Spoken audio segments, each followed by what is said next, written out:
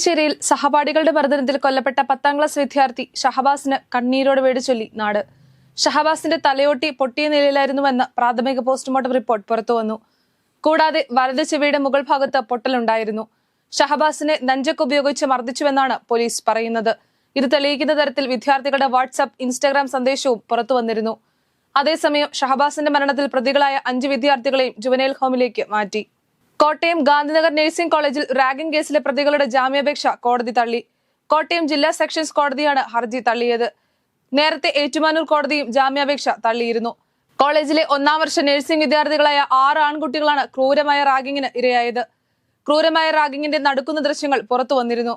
വെഞ്ഞാറമൂട് കൂട്ടക്കൊലക്കേസിൽ കുടുംബത്തിന് 65 ലക്ഷം കടബാധ്യതയുള്ള വിവരം അറിയില്ലായിരുന്നുവെന്ന് പ്രതി അഫാന്റെ പിതാവ് റഹീം പോലീസിന് മൊഴി നൽകി. ബാങ്ക് ലോണും ബന്ധുവിന്റെ കയ്യിൽ നിന്ന് വാങ്ങിയ വായ്പയും ഉൾപ്പെടെ 15 ലക്ഷം രൂപ നാട്ടിൽ ബാധ്യതയുണ്ടെന്ന വിവരം അറിയാമായിരുന്നെന്നും അതോടൊപ്പം അഫാന് ഒരു പെൺകുട്ടിയുമായി അടുപ്പമുണ്ടായിരുന്ന കാര്യവും അറിയാമായിരുന്നെന്നും റഹീം മൊഴി നൽകി. ആറള ഫാമിൽ വീണ്ടും കാട്ടാന ആക്രമണത്തിൽ ദമ്പതികളായ അമ്പിളി, ഷിജു എന്നിവർക്ക് പരിക്കേറ്റു. ഇരുചക്ര വാഹനത്തിൽ പോകുന്നതിനിടെയായിരുന്നു ആനയുടെ മുന്നിൽപ്പെട്ടത്. ബൈക്ക് ആന തകർത്തു. ഇരുവരും നിസ്സാര പരിക്കുകളോടെ രക്ഷപ്പെട്ടു. ആശാവർക്കർമാരുടെ സമരം ശക്തമായി മുന്നോട്ട് പോകുന്നതിനിടെ സമാനമായ ജോലി ചെയ്യാൻ ഹെൽത്ത് വോളണ്ടിയേഴ്സിനെ നിയമിക്കാൻ ആരോഗ്യവകുപ്പ് 1500 ഹെൽത്ത് വോളണ്ടിയേഴ്സിനെ നിയമിക്കാനാണ് തീരുമാനം. പുതിയ വോളണ്ടിയർമാർക്ക് പരിശീലനം നൽകാൻ മാർഗനിർദ്ദേശം പുറത്തിറക്കി. ഇതിനായി 50 പേരുള്ള 30 ബാച്ചിന് പരിശീലനം നൽകാനാണ് നീക്കം. ഈ അധ്യയന വർഷത്തെ SSLC ഹയർ സെക്കൻഡറി പരീക്ഷകൾ തിങ്കളാഴ്ച ആരംഭിക്കും. രാവിലെ 9:30 മുതൽ 11:45 വരെയാണ് SSLC പരീക്ഷ. പരീക്ഷ 26-ന് അവസാനിക്കും. ഹയർ സെക്കൻഡറി 2ാം വർഷ പരീക്ഷ ഉച്ചയ്ക്ക് 1:30 മുതൽ വൈകിട്ട് 4:15 വരെയാണ്. 26-ന് ഹയർ സെക്കൻഡറി പരീക്ഷകൾ അവസാനിക്കും. പ്രതിഭ MLAയുടെ മകൻ കനിവിനെ കഞ്ചാവ് കേസിൽ നിന്നും ഒഴിവാക്കും. കനിവ് ഉൾപ്പെട്ട കഞ്ചാവ് കേസിൽ ഉദ്യോഗസ്ഥർക്ക് വീഴ്ച സംഭവിച്ചെന്ന് assistant excise commissioner S. Ashok കുമാറിന്റെ റിപ്പോർട്ട്. കോടതിയിൽ കുറ്റപത്രം സമർപ്പിക്കുമ്പോൾ കനിവിനെ പ്രതിപട്ടികയിൽ നിന്ന് ഒഴിവാക്കും. കനിവ് കഞ്ചാവ് ഉപയോഗിച്ചതിന് തെളിവില്ലെന്നാണ് കണ്ടെത്തൽ. മാധ്യമങ്ങളല്ല ആരെയും മുഖ്യമന്ത്രിയും നേതാവുമാക്കുന്നതെന്ന് രാഹുൽ ഗാന്ധി. മാധ്യമങ്ങൾ പറഞ്ഞതുകൊണ്ട് മുഖ്യമന്ത്രിയാകാമെന്ന് ആരും കരുതരുതെന്നും രാഹുൽ ഗാന്ധി കൂട്ടിച്ചേർത്തു.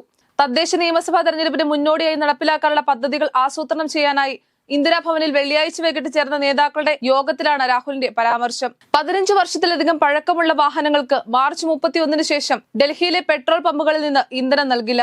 സംസ്ഥാന പരിസ്ഥിതി മന്ത്രി മഞ്ജീന്ദർ സിംഗ് സിർസയാണ് ഇക്കാര്യം അറിയിച്ചത്. 15 വർഷം പഴക്കമുള്ള വാഹനങ്ങൾ സർക്കാർ കണ്ടെത്തുമെന്നും സിർസ കൂട്ടിച്ചേർത്തു. ന്യൂമോണിയ ബാധിച്ച് ആശുപത്രിയിൽ പ്രവേശിപ്പിച്ച പോപ്പ് ഫ്രാൻസിസിന്റെ ആരോഗ്യനിലയിൽ വീണ്ടും ആശങ്ക.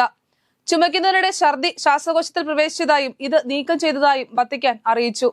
തുടർന്നുണ്ടായ ശ്വാസതടസ്സം മാർപ്പാപ്പയുടെ ആരോഗ്യനില വഷളാക്കിയിട്ടുണ്ട്. മാർപ്പാപ്പയ്ക്ക് 24 മുതൽ 48 മണിക്കൂർ നിരീക്ഷണം ആവശ്യമാണെന്നും ഡോക്ടർമാർ അറിയിച്ചു.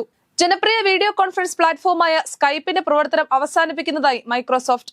22 വർഷത്തെ സേവനത്തിന് ശേഷമാണ് സ്കൈപ്പ് പ്രവർത്തനം അവസാനിപ്പിക്കുന്നത്.